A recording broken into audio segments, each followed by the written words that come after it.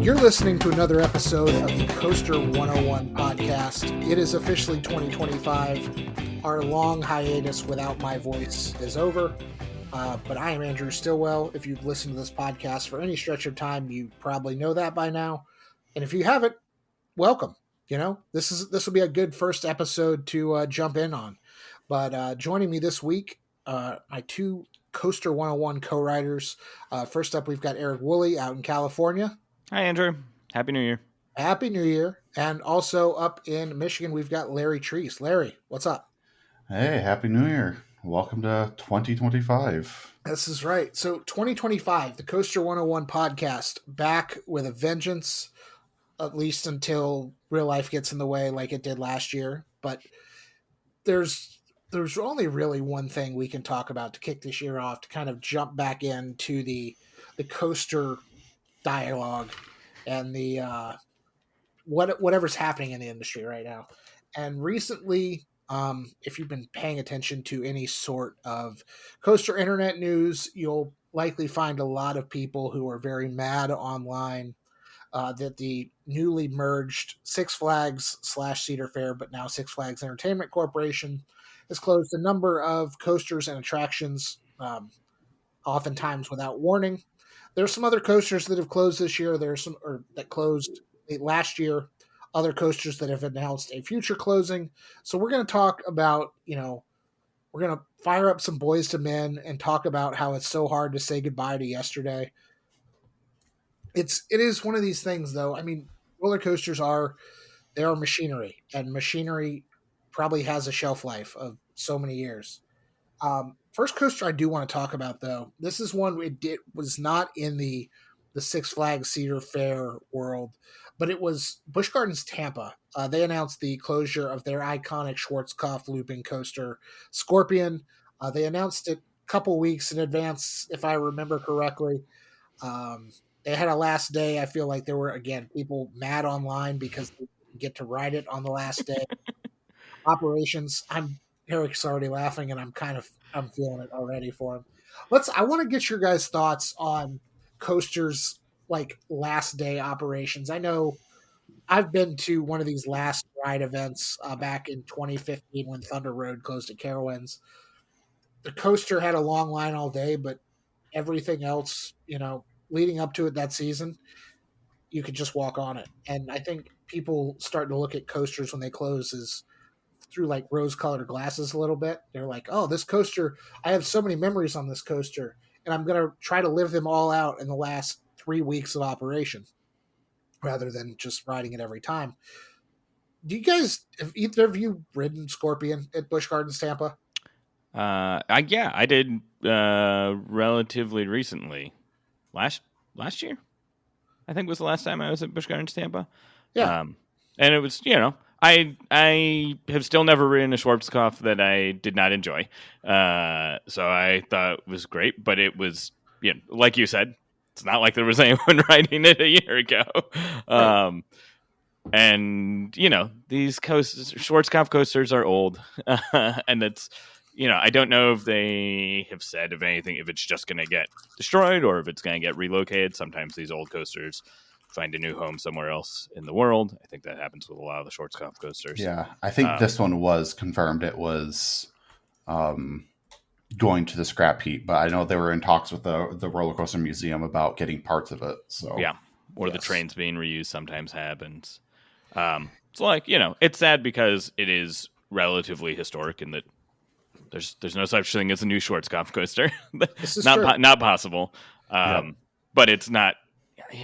Like you said, Andrew, with all of these closures, parks don't usually close roller coasters if they're drawing in big crowds.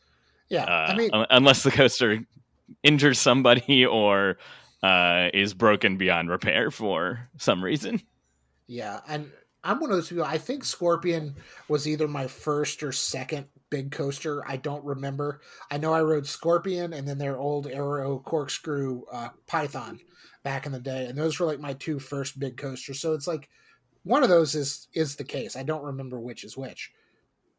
but it's like I don't really feel any certain way about this. I know it's tough. I know, our buddies, Scott and Chris Roberry and all those guys in that documentary. They put out a great documentary about the legacy of Schwarzkopf, and it's sad to see these coasters go away.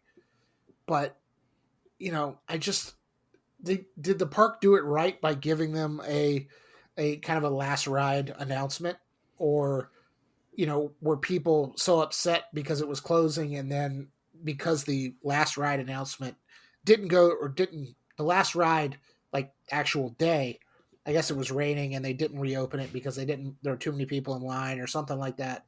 That's what I remember. It's been a couple of months at this point. But do we feel like a coaster like Scorpion needed a last ride announcement? And Larry, I'll let you hop in first because you haven't really talked yet. Yeah. No, I mean, Scorpion, I see. When was the last? I think it was 2017. I think was the last time I rode Scorpion. I mean, compared to all the other coasters at Busch Gardens Tampa, it's kind of the lowest on the totem pole now. So, and with how the age of the coaster was, but no, I to be honest, I don't think it probably should have had the huge celebration, or if they were going to do it like they should have planned it a little bit better. Yeah. And I mean, when it closed, it was the oldest coaster at the park by a significant, 13 years or so, according to RCDB. So it had almost 45 years of operations. And, Busch Gardens is unique that they're open every day. Yeah. So they don't really get it.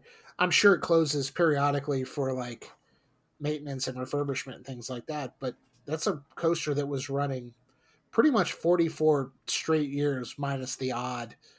They don't have an off-season maintenance in Busch Gardens Tampa. So 40 years for a coaster like that, I feel like it's pretty substantial. Yeah, especially with that one, because it only had 2 trains, and at most I've ever seen it run was 1, because I think mostly the other second one was always in refurbishment, or it just ended up being a parts donor. Yeah. Yeah, I think there's some, I mean, just to the, do coasters deserve a last day? I mean, I think ideally it would all be nice. I mean, you feel like these parks have these things planned out far enough of, at the beginning of a season, obviously, like you said, Busch Gardens Tampa doesn't really have seasons, but sometime early in the year, before the summer season, be like, hey, this is going to be this coaster's last. Especially if it's not, there's some, if they don't have to simultaneously announce, hey, a new thing is coming into this spot, and that's why it's leaving. I get why in an RMC conversion, you can't say, hey, this wooden coaster's going away because we're converting because we haven't announced the new ride yet. But this is something like, okay, did they know about this 9 months ago and could have said, hey, this is going to be the last ride. But I also feel like there's some, I'm going to make Floridians mad at me because I don't know if Scorpion had major historical significance. It's something like Magic Mountain did something different because they took Revolution, which was, the first looping coaster, and refurbished it and got new trains for it and that kind of thing, so it's still there. But I think there's, I guess, to me it was this isn't the first of these, this isn't the most, it's not a completely unique model. It's not like if Whizzer at Six Flags Great America closed, I'd be like, okay, this is the only one of these that exists. It'd be nice to get more fanfare. Yeah. And maybe, again, I'm probably pissing off Floridians by saying this, but as somebody who's been to that park a few times and ridden it every time I go, it's was there some significance to it other than being the oldest in the park that I don't know about? Yeah. There's just not a whole lot left in Florida from that era because Florida went through a huge park turnover during the 80s and 90s. Yeah. And Scorpion wasn't unique. There were 3 other ones of that same model that was built because it was an off-the-shelf one from Schwarzkopf. Yeah. Well, anyway, regardless, RIP to Scorpion. Yep. It was unique. It was fun. It had a lap bar only train, which was cool to go through a loop with a lap bar only, especially in, a very litigious pre-RMC era. Yeah, pre-RMC, very litigious society that we live in. But But that, it was a coaster again, 44 years. They gave it a what I will call a semi-proper send-off. I wasn't there that day. I just have what people were saying on Twitter, which I'm not going to call it X because it's Twitter. But everyone was mad. And speaking of being mad, here we are. We're 10 minutes in. We can talk about this now. Kingda Ka and Green Lantern, but Kingda Ka specifically, I feel like it had so many super fans in its last month of operation that it never had before. Is that fair to say? I would say within the last, ever since there was word going out that this potentially could be the last year, all of a sudden everybody came out of the woodwork saying that they enjoyed Kingda Ka. When over the last decade plus it's been open, I've been hearing more complaints than positives. Yeah. I would say that I have certainly heard people who I wouldn't call coaster enthusiasts, but like who grew up in New Jersey or something, saying that I know people who would say that was their favorite ride at Six Flags Great Adventure. And there are certainly lots of people who like that model of coaster, and that model of coaster, as we have seen, is not they're definitely not building more of them, and most of them are closing or operationally inconsistent. And I had certainly always had a long line whenever I have been to Great Adventure. Now, when I have been to Great Adventure where it's like, hey, I've only got a few hours here, I wouldn't ride on it because it's not my favorite model of coaster. And I agree that it's rougher. I mean, even the first time I rode it in, 2010 or something, it was rougher than like Top Thrill. But it was not, but like it was clearly still a popular ride. This is not one that closed because you could walk onto it. Right. I assume it closed for the problems that all of these accelerator coasters have, where they're expensive to maintain and break down a lot. I feel like parks, as fans, we look at it through the enthusiasts. It's like, oh, a park wants to have the tallest, fastest coaster in the, tallest in the United States, or tallest in the world, fastest in the United States. But we also, as fans, we don't have insights. I mean, some of us do, but not all of us. We don't have insights into the profit and loss sheets. We don't have insights into the ridership and the reliability numbers and all of these roller coaster tycoon statistics that are very real numbers. And I'm sure with it being a hydraulic launch coaster, it had a very high expensive cost to maintain and was not, as Eric said, it was inconsistently reliable. Which I think it's a nice way of saying not reliable. Yeah. Broken a lot.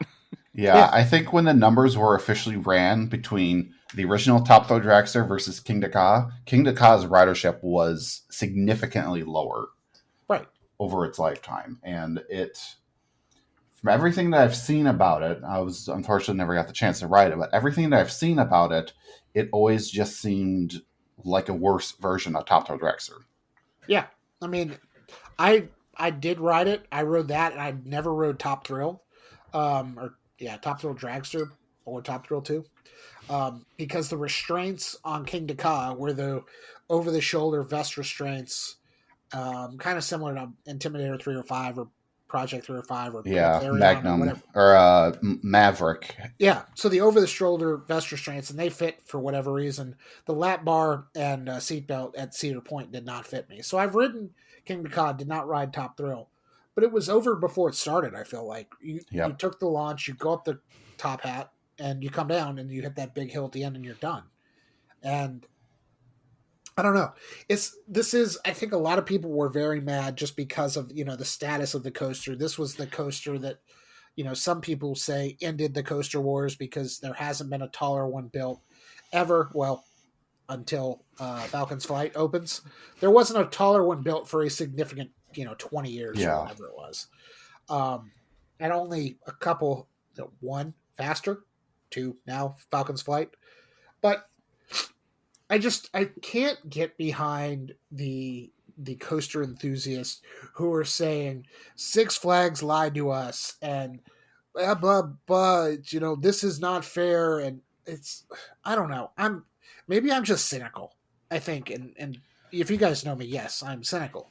But like, we don't. It's a business. Profits and losses. If something is too expensive to run reliably, like, why are you going to keep it there? Yeah. I mean, I think there's a reason that they've closed it down, even if they won't tell us. Now, it'd be nice, and maybe on investor calls they will say we've scrapped low performing or high cost projects. I think this is one that I empathize with people who are like, we should have gotten notice for this, partly because there are, I guess now, well, depending how you count Top Thrill 2, which we know will reopen, there's 3 of this model in America, right? I think 3 Accelerator coasters, and yes, Accelerator is down a lot and has very slow operations. Storm Runner even was maybe down the last time I was at Hershey Park. So like, no, there are 4. I just remembered Lost Island, yeah, Lost Island. Oh, right. Yeah. Side note, I want to talk about that ride is fun. I had more fun on the coaster that came to the United States by way of Sweden than they built specifically to run break world records. Yeah, the one from Leesburg. Well, yes. All right, maybe we'll see how much longer that one's around. Yeah, I know. I will say there is a lot of parts now floating around in the Six Flags chain for the hydraulic launches. So between Top Thrill 2's train or Top Thrill Dragster's trains, now Kingda Ka's trains, and both hydraulic launch systems from Top Thrill Dragster and Kingda Ka. So I think Accelerator has a lot of spare parts for it floating around now. So I mean, that I can empathize with people wanting a goodbye to that, because it is a rare coaster that's getting rarer, and like you said, it was the tallest coaster in North America. It broke a bunch of records when it opened. Like, there was historical significance, I think, to Kingda Ka. And again, every time I've been to that park, it's not like it's a walk-on. No. So I can understand why people would have wanted more notice for that. And I think the only other thing with it is that from the park's point of view, like, it is free marketing, sort of, to be like, they're planning to shut this down. It doesn't cost them anything to say, like, hey, come out for last rides, and we're going to give away pins or sell t-shirts that say something like last ride on Kingda Ka. So I think that is where, is this a last minute decision, or did Cedar Fair Six Flags be, as you were talking about before we started recording, Andrew, the merger making things hectic? Or did somebody just like not think about it and kind of drop the ball? I feel like there could be a situation where, we don't know exactly what's going on behind the scenes of the merger. I know, Eric, your company, you've been through a couple of mergers. My company at my job, we're currently going through an acquisition and a merger. And Larry, I know your company also has gone through some mergers in the time. We've lived it. I don't think a lot of people, if they haven't lived it, they don't understand that on day one, like with July 1 or whatever this was, the switch doesn't automatically flip and everything is hunky-dory and great, and like exactly happening. I mean, yes, you have a new leadership team, but that leadership team has not managed 40 parks before. And they have to manage the P&L lines for 40 parks, properties, water parks, hotels. This is all under one company now. So they have to keep this in line. And as to why they may or may not have an event, these things, like, you've got to, if you're going to print merch costs money. It takes time to produce merch. I'm just coming up with all of the reasons as to why it probably didn't happen. I mean, I don't know how the communications and marketing and PR departments were structured during these PR or during this time. I mean, a lot of these coasters that we're going to talk about, they kind of shuttered, for lack of a better term, in October. And I know there was a communications shakeup at that point where they were, again, figuring out who was going to manage communications for each park. And if you don't have somebody who is in that capacity to, be a spokesperson for the park and be the person to kind of put the statement out that says, yeah, Kingda Ka is going away. Here's your last chance to ride it. They could also be analyzing these, P&L lines in September. Yeah. I know the Cedar Fair and Six Flags merger was announced last year, so there was build up to it. But once everybody got in the same room, it's like, okay, we're one company now. How are we going to do this? Yeah. I mean, it could also be something where they found out that it needed some piece of maintenance or replacement piece of equipment that was going to cost more than they felt like it was worth it. But they didn't find that out until doing something in late summer. Yeah. But we will probably never know. Yeah, as someone that has worked in a park's operations is very rigid, and when they have dates set, those dates are set and they will not change. So if marketing doesn't say, hey, this is happening at this date, but operations says it is happening at this date, no matter what, if you say something or not, that it's going to happen. There's no way around it. Yeah, it's interesting, and obviously, Kingda Ka wasn't the only coaster that was pulled out of Six Flags Great Adventure. We've also lost the Green Lantern, which was formerly known as Chang at Kentucky Kingdom. Another B&M coaster originally opened in 1997 when it was in Kentucky Kingdom. So it's been 35 plus years. And I know B&M has a really, really strong track record. But that was also... Their coasters last forever. Yeah, that was also one of B&M's older designs, which, for those that may not know, up until, I think, mid-2000s, most of those track connections were not bolts, they were ball joints. So, those aren't exactly solid connections. So if they find out a certain number of them need to be replaced a year, it might just be too expensive just to have those remanufactured. Yeah. I assume this is one where they are doing this for future expansion. Yeah. Because 1, those rides take up a big footprint. Also, having been to Great Adventure multiple times, I honestly don't remember if I rode this. I'm sure I rode it. I could not tell you anything about it. When it was announced that it was closing, I was like, wait, which one's this? At first I thought it was the floorless one. Turns out it's not the floorless one. So it was like Medusa / Bizarro. I think it was Bizarro, at least the last time I was at Great Adventure. But yeah, so I was like, maybe there are people who love this, but this is, as somebody who does not go to that park regularly, this is a coaster that does not register for me. Yeah, someone that would love a stand-up coaster, especially that HB&M, would be very slim. Well, yes. Riddler's Revenge is there for you. Yeah, like there are a couple B&M stand-ups that exist that are okay. One of them is, I believe, currently the oldest operating B&M stand-up at my home park.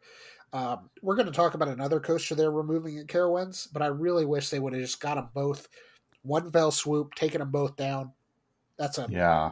I forgot that was still a stand-up. Oh yeah, yes. It did not get floorless. It is floorless. It's probably because when I've been to Carowinds with you, you refuse to ride it, so we just haven't gone on it. Listen, you have to be a slimmer person, as Larry said. I am not that. I am a rider of size. Like, I haven't ridden Vortex in a long time. But, Georgia Scorcher, I'm sure is good. What'd you say the other one was? Riddler's, yeah. Riddler's at what? That one, that one I would say was a pretty good one when I went to California. That was a very good one. The only one I've ever ridden that is good. So, okay. Kingda Ka's gone. Green Lantern's gone. Their parachute ride that I don't think is ever hasn't operated since. It's been a few years, yeah. Like, that's gone. There was a really, funny video that was like, Timber, here comes this ride that hasn't operated in so many years. I want to know where people get these sources and are like, hey, they're taking this down today. Where can I sit in a parking lot and see this fall? And just like the people who started the Kingda Ka's closing rumor, and people weren't buying it, and whatever. They proved to be right, which good for them. And if you've got good sources, great. If you've got good sources and want to share them with us, hit our, DM us on Twitter. It's probably people who work at the parks. It's a good point. It's a good point. But or who have a roommate who works at the park. Also true. Fair enough. Well, we got a couple of those, right? What's next on our list of closures you want to talk about, Andrew? Well, I want to talk about Nighthawk and how nobody's going to miss it. I believe you mean stealth. Yes, Eric, this is a great discussion for both you and me because we both had this coaster in our home park. Yeah, is Rickety and Janky at Great America? It was only at Great America for a couple of years, and there it was a novelty because it was the first. Well, there was no other flying coaster model, right? Yeah. And so it was fun. Also, I was young then, and so that was fun. But I'm pretty sure, like you, God, maybe when we all went to Carowinds together, I rode it. Yeah. But I don't ride these. When I have been to Six Flags America, I don't ride whatever the one there is called. Batwing? Yeah. So you want to talk about a coaster that has a bevy of parts. Yeah, but stuff ready for it. Like Batwing at Six Flags America, they're going to get the Firehawk trains that have sat under Fury's lift hill. They could get the new control system that they worked on all last season for Nighthawk. Oh. I mean, Batwing could live on forever. It probably won't because, again, those rides are rough, and Tacoma even makes a much better flying coaster. Yeah. Can we? If Nighthawk can get replaced by a fly-like model, it would be significantly better. Yeah, I think there's one thing of sometimes rides close because the ride is bad, right? There are models that people try and they're not good, and parks will try and get as much out of them as they can because it costs a lot of money. But are people? I don't know. You're a Carowinds guy. Are people at Carowinds mad about Nighthawk closing? I think people are mad just for the sake of being mad. It is one of those things. It always had a long line, but that's because the operations were awful, and it sometimes only ran one 24-passenger train. Yeah. And no fault to the operators of this ride. I will say that. Yeah. It is the loading process. It is the restraints. It is just it's a mess. Plus, you have to creak going back and creak going up. Yeah, that generation of the Coma programming, having both rode Firehawk and Nighthawk, both of them still felt the same, but they both still were not great because even Vekoma, even now, up until I would say probably the mid 2010s, their programming was just not good. Right. It's just. And, people are upset, but again, it's one of those rides that if you wanted to ride it, your options were wait in an hour-plus line on the slowest of days or rope drop it. And then, and I actually, earlier this season, I had no idea this was happening. I just happened to be at Carowinds at rope drop for the first time in I don't know how long. And I was like, you know what? I haven't ridden Nighthawk in 6 years. Let's go give it a try. And I got off and I said, I regret this. I'm impressed you did that, Andrew. I know. So you gotta get them every once in a while you can. So to that one, as someone who is a Carowinds homer, a Carowinds lifer, a home park guy, whatever we want to call it, I'm not going to miss it. There's people on Facebook who have already rendered out, a dive coaster or a wooden coaster or something to go in that space, which does occupy a good footprint.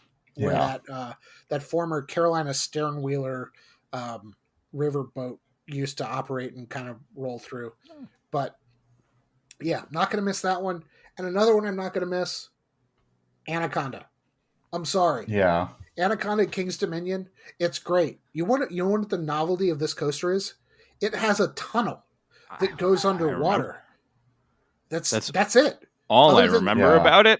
And then you go back up and you just take this long straight hill to go to your one size Aero Looper Ron Toomer paperclip coat hanger loop, and they're all the same size, and it's just it's a pretty coaster. It's great.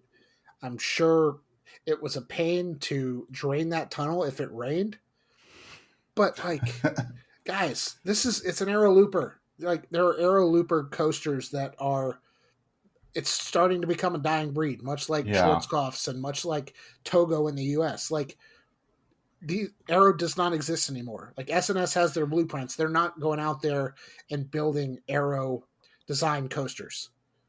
Yeah, I mean, there are no bank turns and things like that, and it's not every park doesn't have an iconic B&M like Busch Gardens, an iconic Aero coaster like Busch Gardens Williamsburg, where they're like, okay, let's call Premier Rides, because Loch Ness Monster is what like so many people associate Busch Gardens Williamsburg with. And don't get me wrong, what they did on that ride, it made it so much better, gave it a new life, gave it a new story, gave it everything. But that was like... That was before the 100+ foot tall stuff started happening. Exactly. When the dimensions of that loop fit that size of the coaster versus let's put the loop on a 50-foot step ladder. Yeah. Right. I don't yeah, I mean, I think my feelings, I don't know if is anyone mad about, or I'm sure someone is, but I feel like generally people aren't mad about Anaconda. I think it was the timing that more people are mad about, but again, yeah, this felt like a situation where they were starting their winter inspection, started adding up the cost, and went, yeah, no, this is not happening. Yeah, I mean, I think this goes back to the point I made earlier of like, sometimes coasters are bad and it's okay to take them out. And I think like I remember a few years ago, we internally put together a list of like 5 Aero loopers, the 5 best Aero loopers pre-Loch Ness. Even it was pre-Loch Ness renovations, but still like Loch Ness is on there. Tennessee Tornado. I think Viper at Magic Mountain is rough, although they sometimes do work on it to make it better, but like at least had some significance with the like 7 inversions. Anaconda's not on that list. I don't know. I don't think there's I've ridden Anaconda. I don't remember anything except that tunnel. But it's like, I don't think there's like historical significance here. It's not like this was the first. It wasn't the tallest, I don't think. It wasn't the last one. It was and the I can first see people one with an underwater tunnel. Yeah. I could see people like, who love Aero coasters, similar to the Schwarzkopf, of like, well, this sucks that this is leaving and wanting to do something about it. You should also watch the Ace Aero documentary, also very good. And that I think is up on YouTube. Yes. But like, I don't like, this is, if you want new things, this is the sort of thing that has to happen. And I don't think these are coasters that like, yeah, there are better coasters now than this. And it's not significant enough to like be too upset that something like this. Yeah, I just looked at CoasterBot's ranking, and Anaconda's not even on the list. I am not even. There we go. Yeah, it's not even on the list of the arrows that are on here. The lowest is Ninja at 496, and that's it. Huh. See, that's just yikes. I also want to just real quick. I'm gonna get on my soapbox. I think 2025 is gonna be the year that I just stop that I start just I'm a little bit more vocal about how I feel about things. There was a website. Good for you, Andrew. I know. There was a website who broke the news of Anaconda closing on Christmas Eve. And I'm not whatever.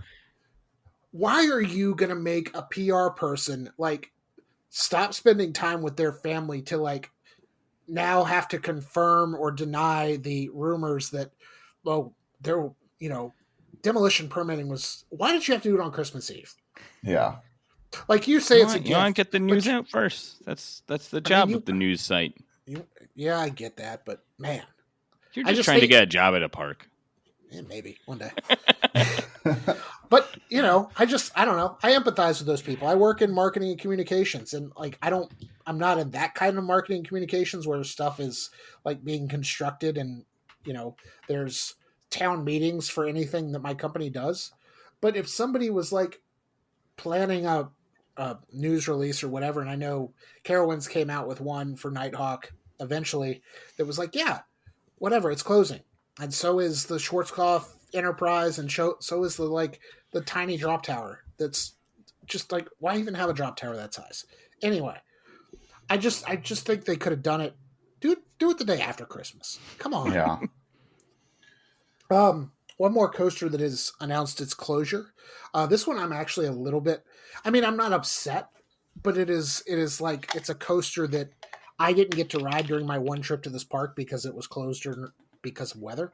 It's Lava Bora at Six Flags Over Texas, and that's another one. It's a model that no longer exists. It was an Intamin bobsled coaster. Bobsled coasters, a ton of fun.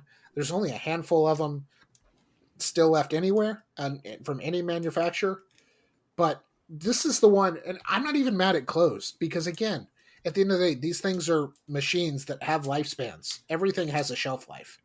Like we can try to build it, but like let's see. I want to see when this coaster opened. Hang on. Yeah, I was say, when did it originally open first at its original park?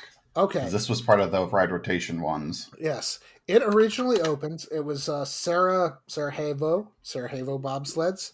1984 at Six Flags Magic Mountain. Closed in 85 and then opened at Six Flags Over Texas in 87. And it's just like this is a coaster that has been around for 40 years. Almost, give or take. Math is hard.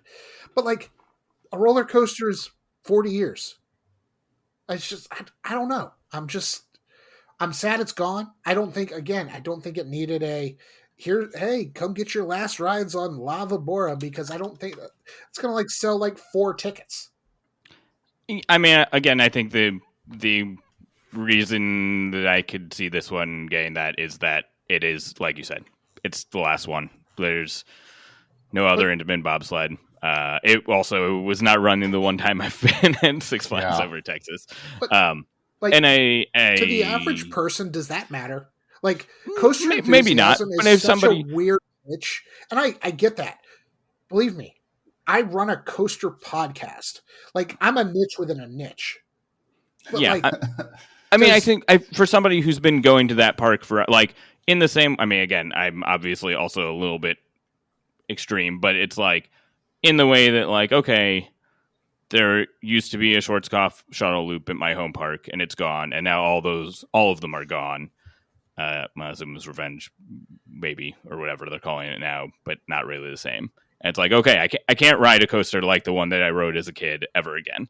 And so I could see lots of people growing up in the Dallas-Fort Worth area who are like, oh, there's nothing, I can't send, like, there's not even a ride like what this was that my kid can ride on, or that I rode on 10 years ago as a teenager and now want to ride on in my 20s. Yeah.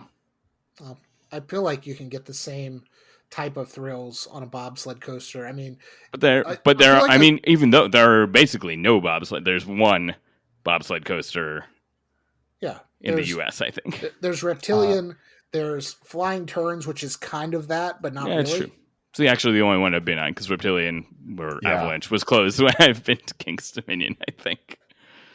So, yeah, there's a couple, and I get it, but it's also, like, nothing against the people of Texas, but how many people know it as the last bobsled coaster versus that red, yellow, and black one over there? Yeah.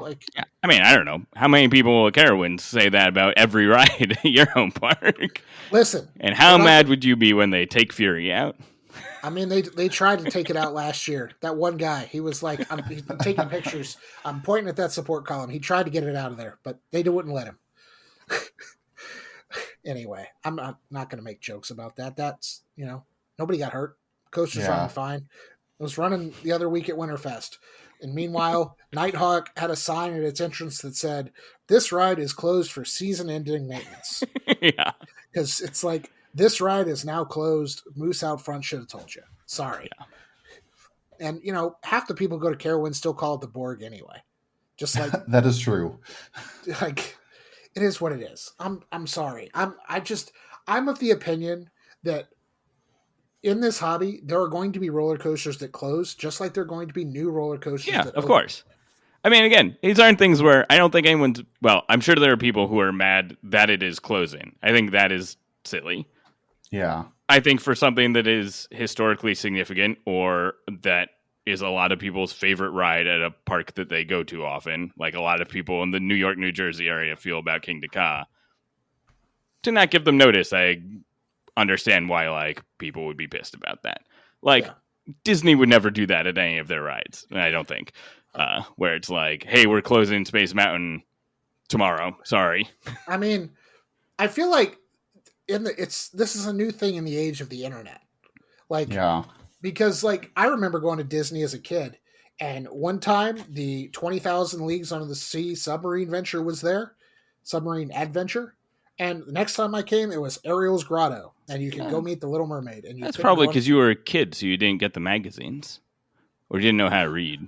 I knew how to read.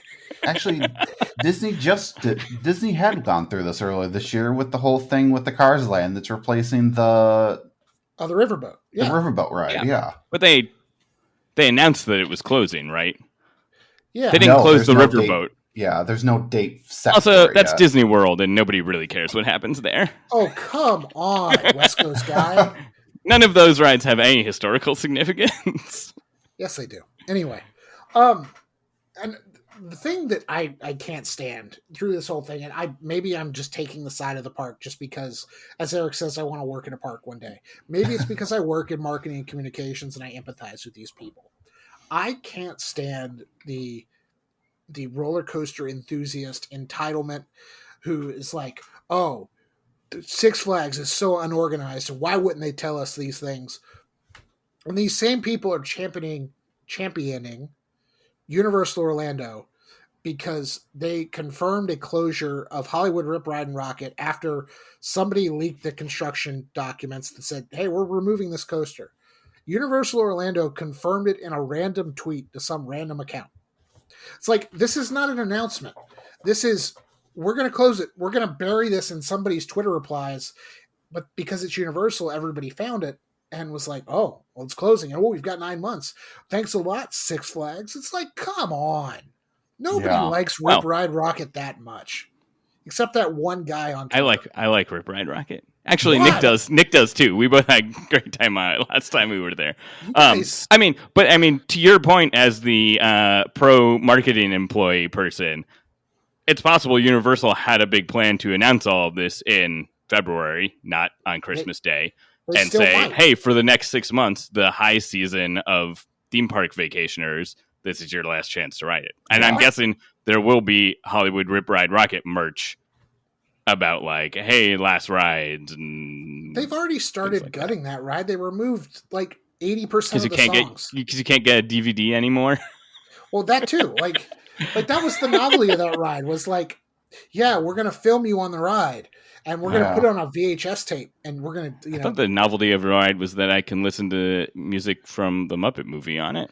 Right, but you had to like be in the know to know that. Which is like, you have to be that in the know. Yeah, it was a ride that was built hastily and not well by a company that shouldn't have ever built in the first place. But I mean, the ride, the audio system itself, it ran off of a Windows phone for how you picked your song. So yeah, there you go. Those don't even exist anymore. And they're closing it. You should be happy, Andrew. I am happy. I'm just mad. I think that ride's great. I don't know what's wrong with you guys. It's fine. I need Nick on this podcast. I don't need, you guys. We got to argue with Shane about boat rides. I miss you guys. We got to do this more often. But like, it's not fair to say Six Flags is unorganized and then champion Universal for like burying a reply to somebody's tweet and like calling that an announcement. It's like, they know the news broke. Cool. But like, it's still closing. It's fine. As Eric has said several times, bad rides can close. Yeah. And it was, notoriously rough. I think it was built in an era of Universal in that pre-Harry Potter, back when they were just giving away tickets during like Super Bowl ads. Like you could win free Universal tickets if you texted a code. Like that was a different time. It was before Harry Potter, like printed a mint at Universal Orlando. Yeah, that was before that was literally started construction during the recession. Right. So it's just like. But Andrew, I think this is speaking to your point of that. I don't think people are mad. People are not mad at Universal, and again, unintentionally because they gave 9 months notice. People are mad at the parks who closed the thing without saying this is closed. Yeah. I still think, which again, and I'm empathetic because there are lots of reasons that could be. And I certainly don't think yelling at somebody on Twitter makes sense. I don't know why companies are still on Twitter. But like, it's also, I can understand why somebody being like, hey, you took this ride out that I loved from my childhood or that I still love today, and you didn't say anything. Again, I don't actually think that there are that many people who are super mad about the really bad rides that are being taken out. I think the anger that you see on the internet that you're attributing to everything is Kingda Ka. Yeah. And I don't think that's universal for everything else. I think that's piling. I think it's just piling on and looking for an excuse to pile on. I mean, people pile on Six Flags about everything too. Yeah. Trust me. They'll wait for getting a hamburger that's bad. Like, come on. Yeah. I think Six Flags. People are still mad about the whole merger and are not happy. The Six Flags people are not happy that Cedar Fair took over, and people are not happy that Six Flags took over the Cedar Fair name, blah, blah, blah, blah. People just need to realize things happen with a company for a reason, and if it's to make both companies become a better version of themselves, they're going to find a way to make it work. And yes, like Six Flags parks are hiring executive chefs. Like Cedar Fair parks are, continuing to do whatever it is that made them so much better than Six Flags. Like, sorry, you're off topic, Andrew. I know we are. I'm sorry. Okay, let's get back on topic. We are, as this episode releases, the seasonal parks that are open in the winter, Holiday in the Park or whatever, it's done as of I think the first week of January. Do we think there are going to be more announcements in the Cedar Fair Six Flags world? Six Flags now, of more coasters that are going to close? I mean, I think Larry, you mentioned the people who are starting the rumor about Mr. Freeze. Yep, the Mr. Freeze coasters.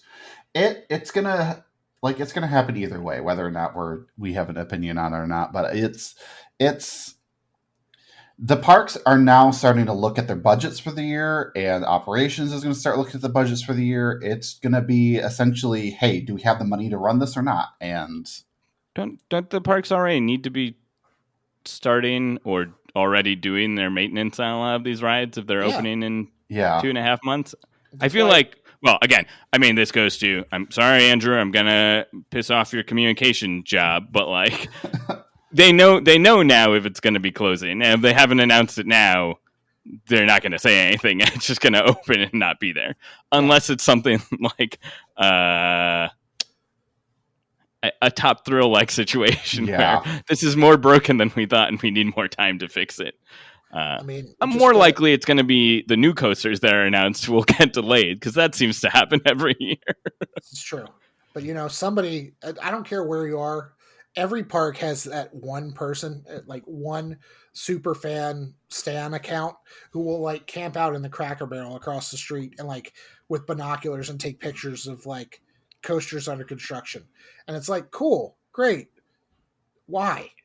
I don't know. I'm not. I don't know. You read Twitter about all of them. I know. Well, that's what I do. I have to aggregate the news. I'm not creating the news. I'm aggregating it. And I'm not against coaster enthusiasts being passionate about this. Don't take my words as that. I just feel like at the end of the day, these parks are a business. They're going to run like a business, whether we, the fans, like it or not. Like, and I think another thing that's really bothering me is people were emailing the guest services department of like, hey, is this ride going to be open? Like thinking they were going to get some like groundbreaking information. And Larry, you've worked kind of frontline operations at a theme park. Do they tell the average frontline worker what is going on at all times? It's just like emailing a McDonald's asking if the McRib is coming back. No. It's having worked at the front line. Yes, you hear word down from, management. Management says something to a supervisor and blah, blah, blah. It goes up the line. But it's not something that's just like regularly communicated with anybody there except those that either work directly on the ride itself, which, for instance, Snake River Falls, let's just use that one example, as that was a recent one at Cedar Point that closed. The closing for that operationally was a nightmare. because it all of a sudden went from a ride that maybe had 1,000 riders a day to 4 times that, and it can be a good thing or a bad thing. And I would say, as operational standpoint, closing announcement things can be more of a nightmare than they're worth. Yeah, but maybe from the operational standpoint, I'm guessing from the marketing standpoint, if they suddenly get 4 times as many people interested in a ride, that's a good thing. There are still people mad in the Carolinas that Thunder Road closed. And then there are also people in the Carolinas who think Thunder Road is still there and will ask you, hey, is that one still there? The one that goes forwards and backwards through both states? And I'm like, no, dude. Yeah, Andrew, I think there's part of it, maybe some people are emailing guest services to try and get sneaky information. A lot of people are dumb. Yes. Because we also get emails about whether rides at a certain park are going to be open. That's another podcast episode, is emails that have come to the Coaster101 inbox. It's like, no, we don't know where to renew your season pass for the park you didn't tell us about. You didn't mention in your email. Anyway, bottom line, I'm going to close this. I'm going to be happy. I'm going to be positive. Six Flags Cedar Fair specifically, again, I have to call it Six Flags. Moving forward, it is Six Flags. They've announced $1 billion with a B of expansion coming in the next few years. And that's across their chain. There's capital coming left and right. There are park improvements coming. There are operational efficiencies coming. Hopefully the food will get better at Six Flags. Hopefully the food will get better at other places. There is effort and money being put into these parks. And just because you're mad that Kingda Ka is closed and your childhood is ruined, even though you're a grown adult, I don't know what to tell you. If you're that mad, stay out of the midways and let me get in line in front of you. You're making Andrew mad, so stop being mad. Yeah, that's my takeaway. We didn't talk about Space Mountain closing at Tokyo Disney Sea. That's because they're rebuilding one right next door. The same thing. Yeah. No, it's not the same thing. It's going to be good. It's still going to be called Space Mountain. Yeah. Yeah. So really, Six Flags just needs to name whatever new ride they build in Great Adventure Kingda Ka, and nobody will be the wiser. That's right. Well, yeah. I thought this ride used to be taller. Oh, God. All right. Well, before we go, you guys, which of these coasters are you going to miss the most? I mean, for me, the answer is none of them. For me, I think I would say La Vibra, because I never got to ride it, and it was interesting, and I think it would be fun. Also, Rip Ride Rocket, because again, I never found it rough. I don't know what's wrong with you guys. And I like listening to music, but also I assume Universal is going to do something else with that space, and so I will forget about it in 3 years when there's something new there. Yeah. And at least for me, it's, while I have a long list of Aero loopers at Everode, some of which I've now closed, Anaconda was on the list, but it's also at the same time not that impressive. And La Vibra, we would have done on that with our big trip that we had planned, but now it's like, okay, that's gone now too. So, I'm more looking forward to what's coming this year for what is potentially the largest new coaster list we've had in over a decade, I would say. And one of our last episodes of the podcast, not too far back in the archives, because again, we mostly took 3 months off to end last year, except for Eric and Shane's IAPA recap. Go listen to that. But we also talked about, how 2025 was going to be a great year for new coasters. So go check that out as well. But before I get off on a tangent and the vein in my forehead starts popping out again, I think we're going to wrap this up. Eric, Larry, thank you guys for coming on and letting me have a soapbox. And Eric, we're going to talk later about the fact that, who hurt you to think Rip Ride Rocket's good? I don't know. Who hurt you to think it's so awful? It's not awful. It's just mid. That's... Yeah. I mean, I don't think it's the best ride at Universal, But it's not bad. It's better than the other things on this list of closing rides. Yeah. That's okay. Fair enough, I guess. Anyway, if you're listening, make sure you're liking, reading, reviewing, subscribing. We're on all forms of social media at Coaster101, and that's Facebook, Instagram, Twitter, Blue Sky, YouTube. I don't know. We've got all the social media. Type Coaster101 into Google. You'll find us. You'll also find our website if you do that. If you like articles that feature the written word. We also have a recent video on there that kind of ties into this this episode. It's called 2024 Coasters in Memoriam. So I think Nick took the Oscars trope of all the people who died. These are all the coasters that went away, and he put it to black and white and sad music. And I think people get it, Andrew. Yeah. That's what in memoriam means. Anyway. Dictionary time with Andrew at the end of the at the end of the episode. Man, I hate you guys. We will talk to y'all again soon. See ya. Bye. Bye.